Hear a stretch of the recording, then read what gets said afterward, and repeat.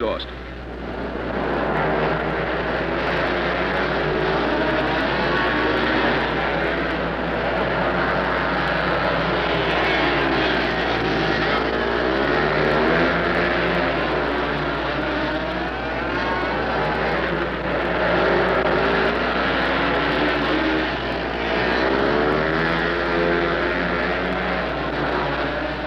Great riding by Odom, number 77, the expert from Fremont, California.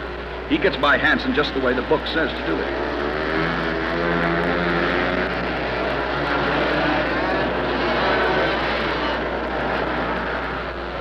Henry makes it a runaway, putting 6 bike lengths between him and Odom.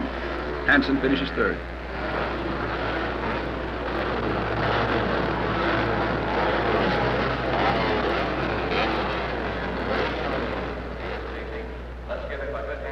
So the field is set for the big one, the Yamaha Silver Cup. The main event is a 15-lapper. The 5 top finishers from each of the 2 semis are the combatants, and what a lineup it is. The first row, Joe Henry, number 42, Al Kenyon, number 88, both amateurs, and pros Jim Odom and Dave Hansen. And in the second row, Gene Romero, Bob Bailey, Ralph Waldman, Dallas Baker, and Butch Corder.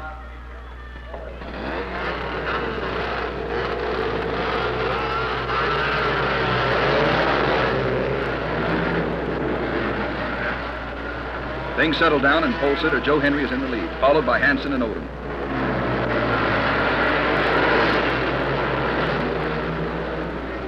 This looks like a not-so-instant replay of the second semi.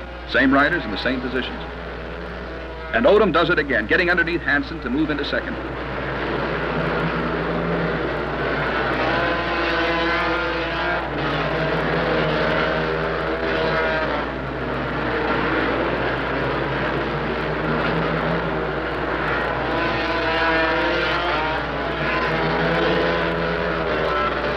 These guys are putting on a great show. If you've never seen concrete racing, this is the way it should be done.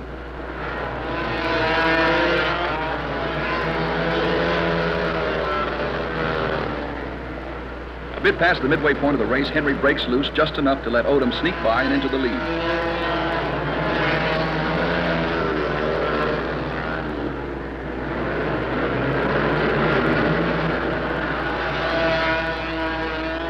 Hansen's in third, Waldman fourth.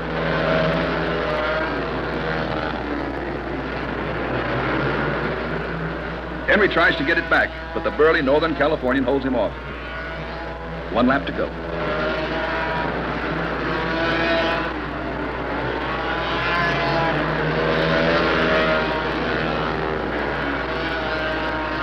What a finish, and what an effort by amateur Joe Henry. A less than a second lapse as he lost the front end and Odom swept by. But that's what concrete racing's all about. It was a lot of fun just being here, watching these pros, and I always enjoy the excitement of the winner's circle. Odom put it all together when it counted, and no one could deny his claim to this portion of the Yamaha Silver Cup and more than $1,000. He won his qualifying heat, was second in his semi, and captured the big prize. Not a bad day's work. Right, Jim?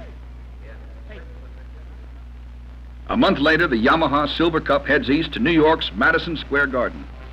This is the debut of indoor motorcycle racing in America's most prestigious sports arena. The reception is overwhelming. More than 17,000 fans jam the garden to witness the show that Trojan Enterprises promoter Don Breimer put together. Girls, bands, celebrities, and of course, the Silver Cup. This is it. The top rider of the night gets to keep it, plus the winner's share of a $21,000 total purse.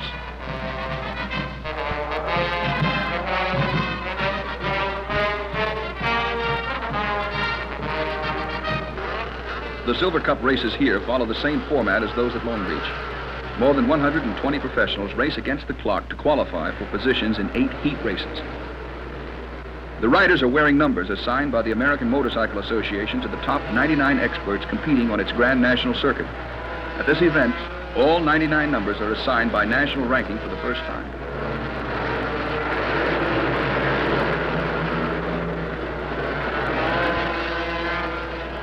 The lineup looks like a who's who of racing. Long Beach winner Jim Odom is wearing number 18. Gary Nixon, number 10. And Chuck Palmer, number 8. Spirited Dave Aldana is ranked number 3. Keith Mashburn, number 19. and Mark Brailsford, number 7. An added attraction is 4-time World Speedway champion Barry Briggs from England. Barry races exclusively on dirt over there. Long Beach was his introduction to polished concrete, and he's still learning what it's all about. Yeah, this is the first time. And normally I've got a completely different style. We stand up high in the footrest, in between the bars, and let the back wheel break away. We ride in a slide all the time. Whereas today I'm getting very tired in the tops of the legs through trying to sit down. But it's impossible to ride how I ride on this type of surface. How do you like cement racing? Oh, it's a bit scary at the moment. Barry, who qualified for the evening's second heat, tries to get an edge before the start and gets banished to the penalty line.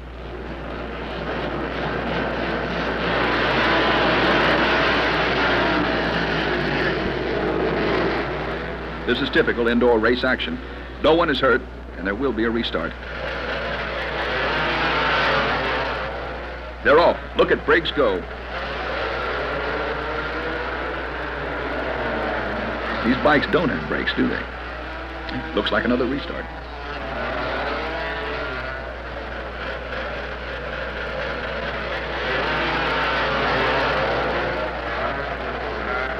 This time off, Briggs moves into 4th and is really charging. But down he goes again, bumping into the second-place rider. This guy is really putting on a show, and the fans love it. The heats are 8 laps long, about 1 mile. Briggs has moved up well after his spill, but just before the checkered flag is thrown, he does it again. Anybody got any liniment?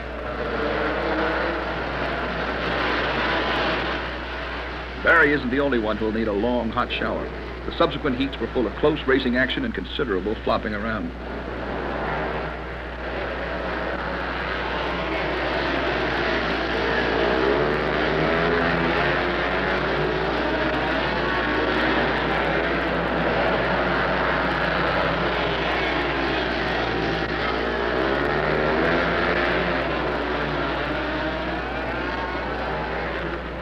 Dave Aldana won the first of 3 semis and a berth in the final. The second semi is a beauty. On the front line, Gary Nixon and Mark Brailsford.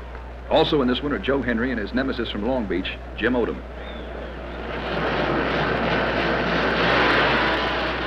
Immediately, the back line piles up. It looks like a motorcycle demolition derby.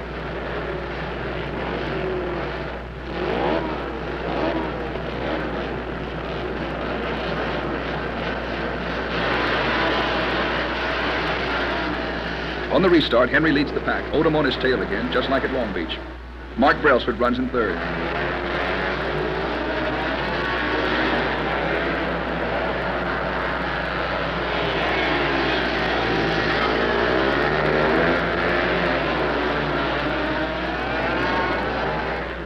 I guess it was destined to happen. Henry momentarily loses the front end, and for the second time in as many Silver Cup matches, Odom bores through and into the lead. Brailsford also gets by Henry, dropping the youngster to 3rd. No one can touch Odom. He laps the slower riders at will and finishes 4 seconds ahead of Mark Brailsford. Ken Yarn is 3rd. Keith Mashburn was on the pole for the last semifinal event of the evening. Darrell Hurst takes a couple of riders with him this time. I'm just going to relax, watch the action, and hope these fellas all have Blue Cross. The physical contact you see is not the result of carelessness. Because the start is such an important part of these indoor short track races, the riders must charge to get around the other guy. And there's bound to be a lot of bumping.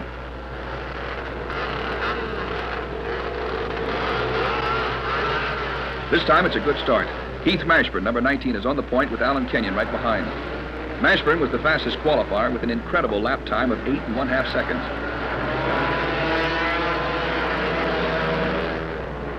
But Keith is not as smooth this time out. Kenyon sneaks under and opens it up. Kenyon was rated as an amateur at Long Beach, but he's got expert tags now. Welcome to the club, Al.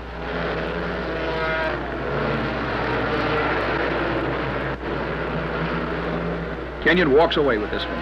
Mashburn in 2nd, Dave Hansen 3rd, and Darrell Hurst 4th. They'll all make the finals. Before the Silver Cup race, the fans were treated to the traditional show. Maestro Skitch Henderson presents the Trophy Dash prize to Santa Ana's Dave Aldana, who won a 4-lapper against the top heat finishers.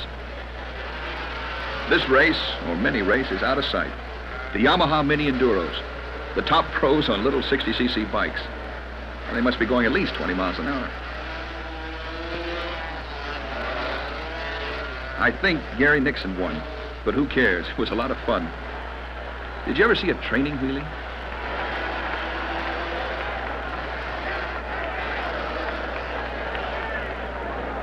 The Yamaha Silver Cup race is sanctioned by the American Motorcycle Association and is expected to become an annual event here at the Garden. Carol Channing added to the festivities. She'll present the Silver Cup to the winner. Mrs. Tiernan brought husband Terry to the show. He's Yamaha's national sales manager. The Silver Cup feature is a 20-lap, 2-mile race. Keith Mashburn is the only Yamaha rider in a sea of Bultacos.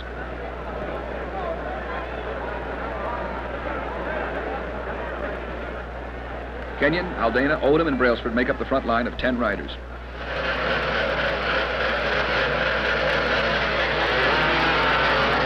It's a clean start. Kenyon up front, Odom, Aldana, and Mashburn following.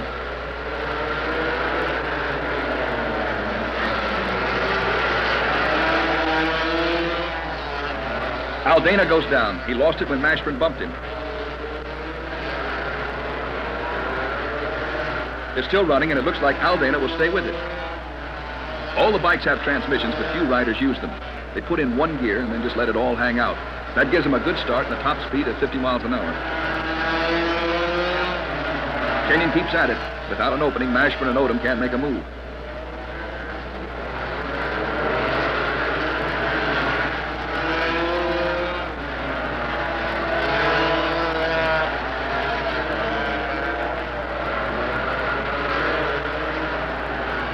Darrell Hurst finds a slick spot and the bottom falls out. His leathers protect him against burn. Looks like the only thing hurt is Darrell's pride.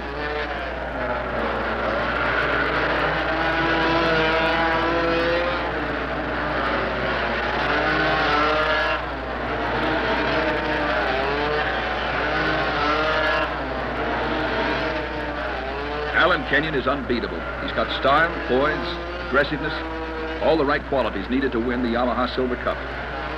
Jim Odom, expert from Fremont, California, and Yamaha rider Keith Mashburn from Santa Susana follow Kenyon across the line.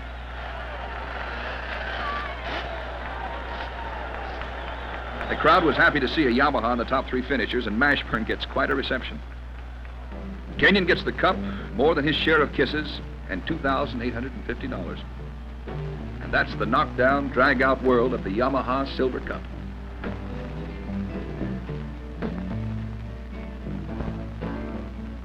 If you think racing on polished concrete looks like fun, you're right.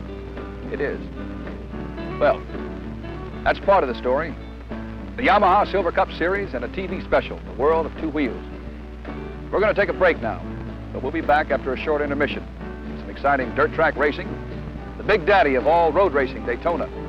Some action footage from the film Little Foss and Big Halsey. And the people at Yamaha would like to introduce you to some of their fine new machines. So stay with us. The mild dirt track at the fairgrounds at Sacramento, California. Rain early that morning had left the track a mess, and some very heavy help was needed to get the dirt into shape. A considerable amount of wheel packing by the hundreds of novices, juniors, and experts gathered to race was also needed before the uncooperative surface was ready for competition.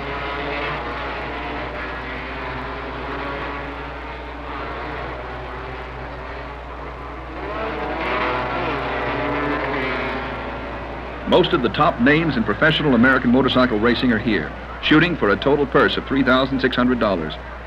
Rusty Coppage, Dick Mann, Keith Mashburn, Jim Odom, and Mert Lowell.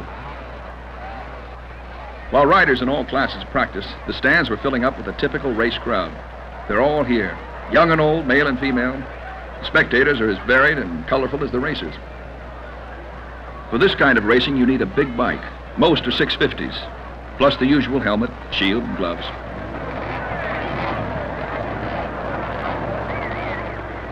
A set of leathers to protect your hide, and some very special footwear. Some riders prefer to use a steel plate. Others use the boot alone. And this is why it's so important, sliding through the 4 corners of the 1-mile oval.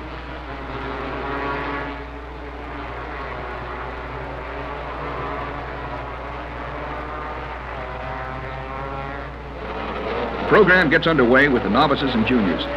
These fellows have varying degrees of experience with oval dirt racing. but some do it almost as well as the pros, holding it on the edge of disaster through the turns and tucking up to decrease wind resistance as they wind it out in the straights. A good rider can average about 80 miles an hour.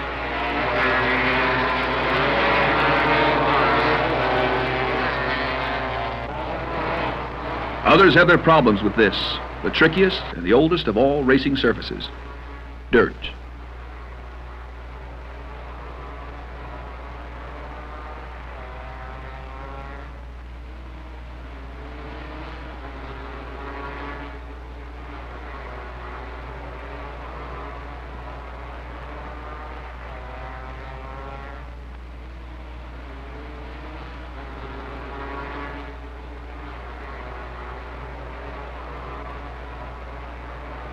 For the experts, the schedule is about the same in most races of this type.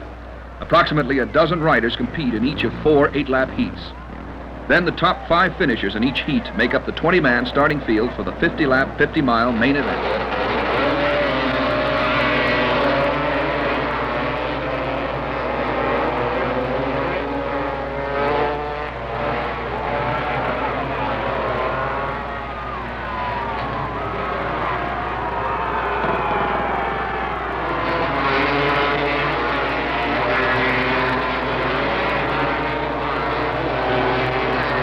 After only 1 lap, expert heat number 1 is a rip-roaring dogfight between 3 riders. Number 77, Jim Odom, number 38, Tom Rockwood, and number 34, Dallas Baker.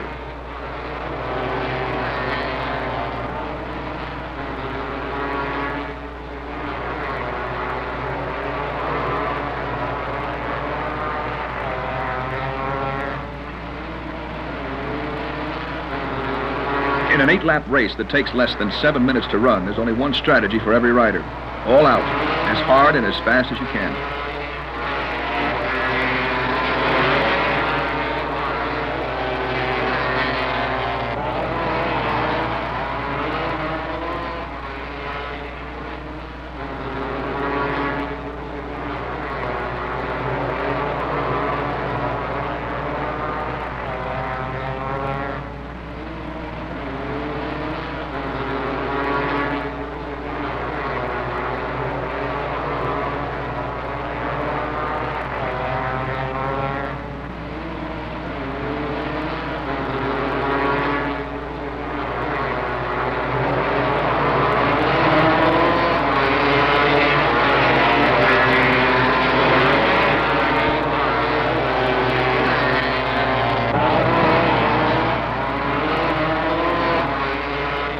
With 1 lap to go, Jim Odom has the lead and, barring a mishap, should come home a winner. Odom takes the checkered flag in a relatively sluggish time of 6 minutes, 11.25 seconds, for an average speed of 77.59 miles per hour. And that's the way it goes. A dozen guys at a time fighting for a shot at the money over 8 miles of slippery, gritty, treacherous, tricky, dirty dirt.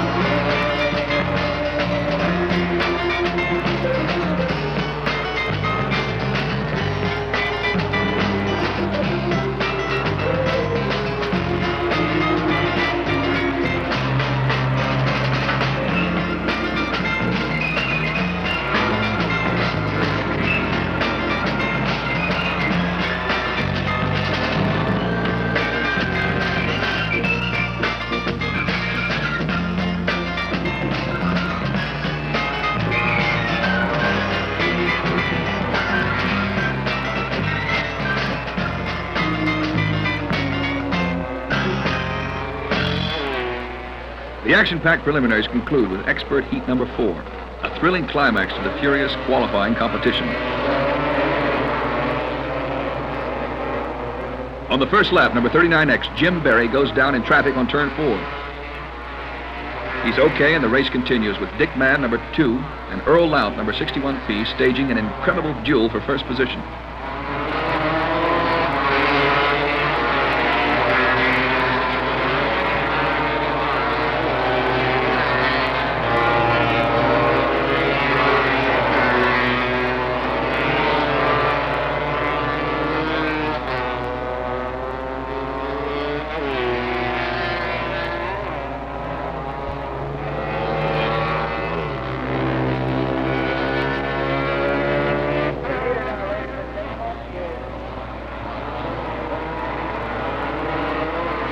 Dick Mann starts the last lap in first position and manages to hang on to the finish.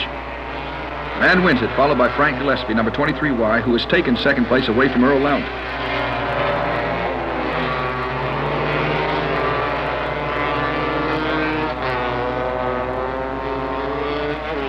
It's customary to take a break in the action just before the expert main. And promoter J.C. Agajanian begins this one by introducing, you guessed it, the ubiquitous Evel Knievel. Someone ought to check the AMA bylaws for a rule requiring Evel Knievel to appear at every flat track event. Evel proceeds to do his thing. In this case, a relatively short 9-car jump. And as usual, the crowd loves it.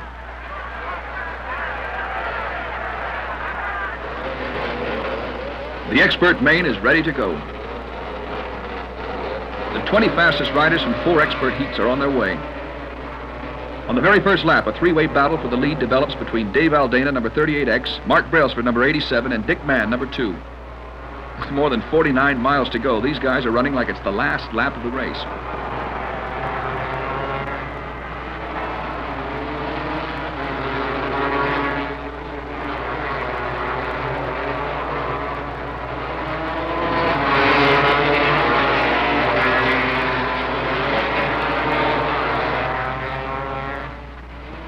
Number 2, Dick Mann slips by number 87, Mark Brailsford, and moves into second place. Mann isn't content to stop there and challenges Dave Aldana, number 38X, for the lead. It's a fascinating duel. Aldana and Mann both won their respective heats, yet Mann was more than 7 seconds slower than Aldana. Like the bumblebee who doesn't know it's technically impossible for it to fly, Mann acts like he doesn't know that he's a second slower per lap than Aldana and takes the lead.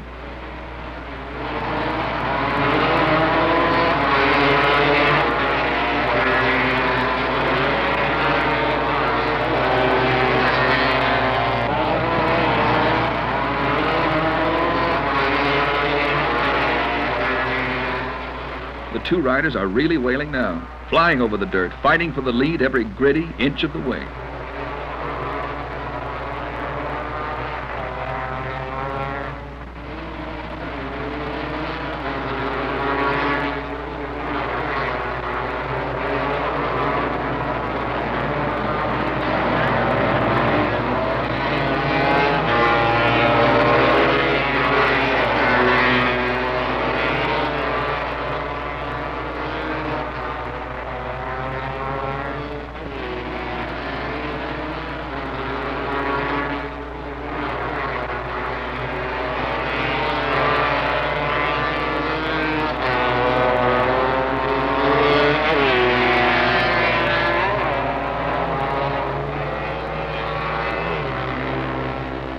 Mark Brailsford, number 87, holds third place, some distance behind the 2 leaders.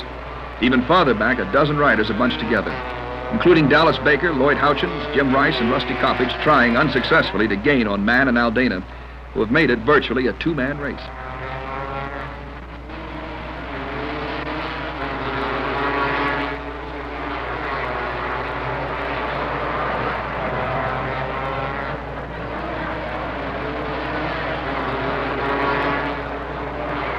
In turn 3, Aldana regains the lead by lapping a slower rider on the inside, forcing Mann to go high.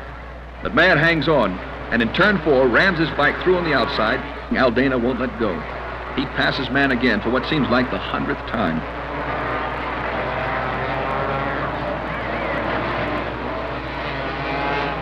It's the last lap, and Mann takes the lead. It looks like it's all over for Aldana as the number 2 bike and rider flash through the backstretch.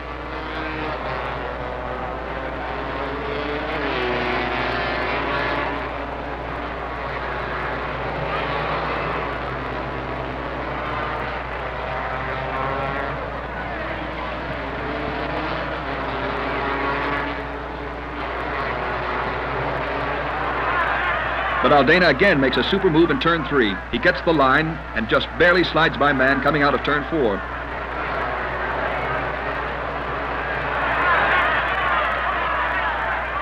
With 100 yards to go, Aldana won't let man get by and takes the checkered flag. Brailsford is 3rd, Jim Rice 4th, and Lloyd Houchins 5th. Now you know why dirt track racing fills the stands. There was enough action, excitement, and competition here today for a dozen races. The fans really go home happy. But when it comes to being happy, no motorcycle buff will deny that happiness is racing at Daytona, the big daddy of all American motorcycle road races.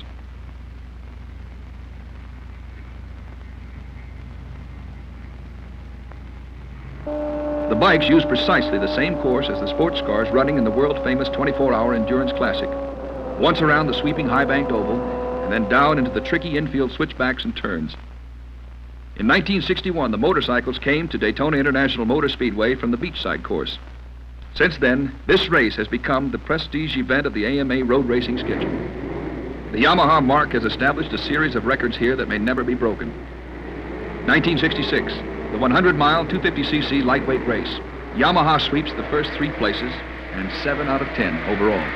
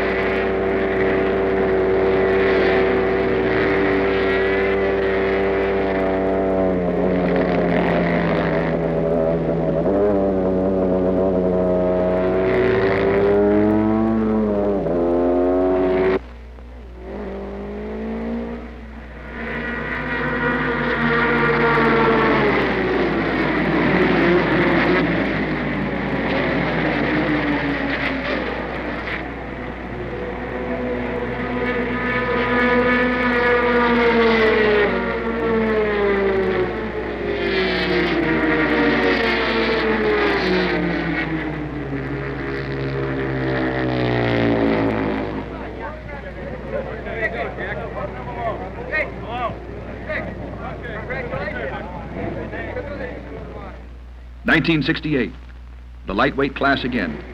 Yamaha scores with the top 3 finishers and 7 out of 10 overall.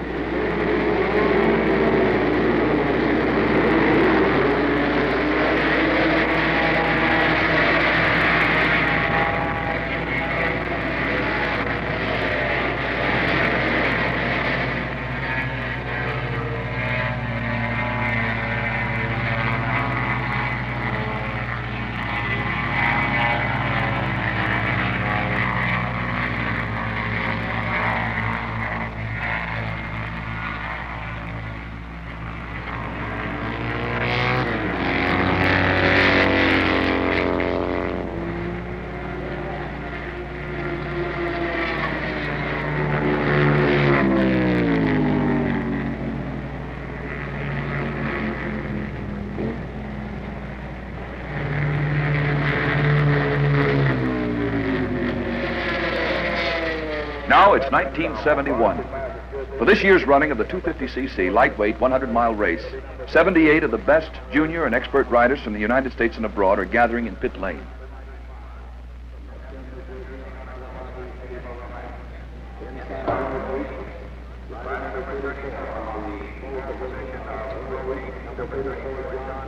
Dusty Copage,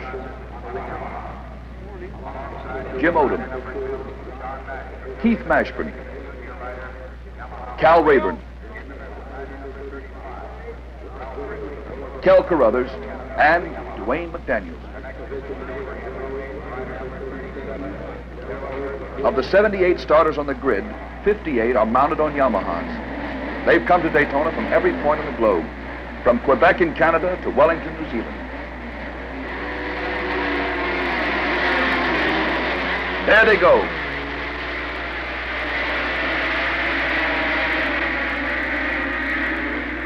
thundering out of pit lane for one tour around the 2.5-mile oval before diving into the infield road course.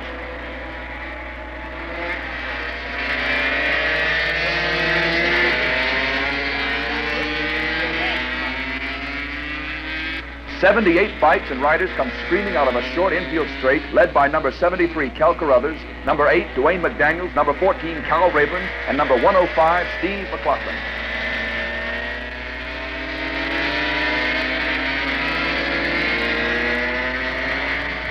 Cal Rayburn, number 14, riding out of the Don Vesco Yamaha organization, challenges number 8, Dwayne McDaniels, for second. It's a classic confrontation. McDaniels, in the blue leathers, is a young expert from Milford, Michigan. Rayburn, a seasoned veteran from California. Both machines are turning in excess of 10,000 RPMs, trying to close on Carruthers. Diving into the infield, McDaniels finally slips by into second.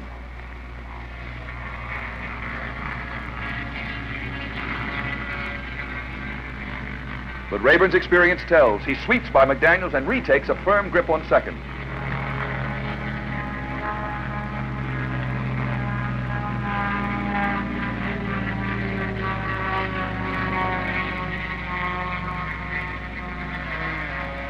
Rayburn then moves up on leader Cal Carruthers. Australian Carruthers, number 73, is only about a second in front of teammate Cal Rayburn. Kangaroo Kel from down under knows Rayburn is right on him, but is still trying to ride his own race and stay on the best line through the turns. Rayburn drafts Carruthers. Experience and horsepower are even as they pull away from the rest of the field. At the halfway mark, the field is strung out over the entire length of the 3.81-mile course. The race is exactly 101.56 miles long, and every rider will have shifted hundreds of times before the checkered flag falls. Speeds range from 25 miles per hour in the slower corners to around 140 miles per hour on the long, high-bank straights. Far behind the leaders is brilliant 21-year-old Rusty Bradley. Although he qualified 9th, his bike wouldn't fire at the start, and he actually got off dead last. Bradley is picking up position with every pass and has come all the way from last to 10th, passing 67 riders in 50 miles. But Bradley can't stay with leader Cal Carruthers, who laps the Texas youngster and now holds a 5-second lead. Cal Rayburn's number 14 runs second, followed by Dwayne McDaniels, number 8. Gary Fisher, number 110, is taken 4th. Steve McLaughlin, number 105, is 5th.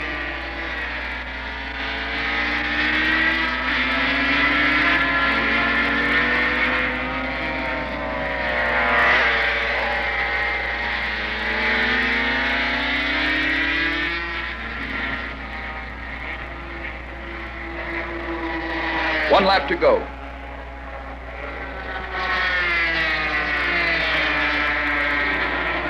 Cal Carruthers holds a constant 5-second lead over Yamaha teammate Cal Rayburn.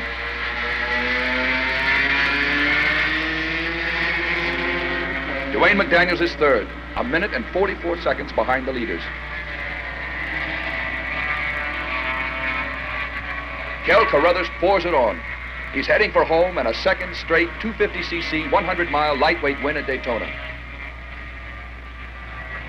Last year, Cal set a record, averaging 98.857 miles per hour. But the pace today has been incredible, and he should be faster than that this year. Cal Rayburn has eased back from his teammate Carruthers to avoid any accidents and is well ahead of 3rd place at the finish.